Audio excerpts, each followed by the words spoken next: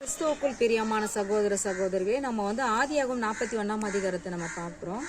அதில் யோசேப்பை பற்றி நம்ம பார்க்கும்பொழுது அவர் சொப்பனத்தை காண்கிறதுக்கு அர்த்தத்தை சொல்கிற ஒரு மனிதனாக இருக்கிறார். எப்படின்னா தேவன் அவரோடு இருக்கும் பொழுது தேவன் அவருக்கு அந்த அளவுக்கு கிருபை கொடுத்துருக்காரு. இங்கே பாருங்கள், பார்வோன் ராஜா ஒரு சொப்பனம் காணும் பொழுது அதோட அர்த்தத்தை சொல்ல யாருமே இல்லை அப்படின்னு சொல்லும்பொழுது அப்போது சிறைச்சாலையிலேருந்து அவர் கூப்பிட்டு வராங்க.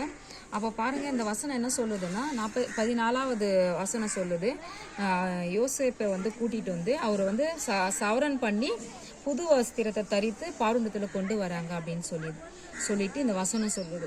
அப்போது ஆண்டவர் என்ன பண்ணுறாருன்னா ஒரு புதிய கிருபை அவருக்கு கொடுக்குறாரு. புதிய வஸ்திரம் அப்படின்னு சொல்லும்போது ஒரு புதிய கிருபையை கொடுத்து ஒரு நல்ல ஒரு மரியாதையோடு, ராஜ மரியாதையோடு அவர் அந்த இடத்துக்கு போகிறாரு.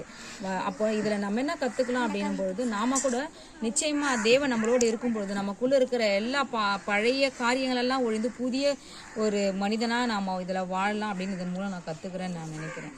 ஆமேன்.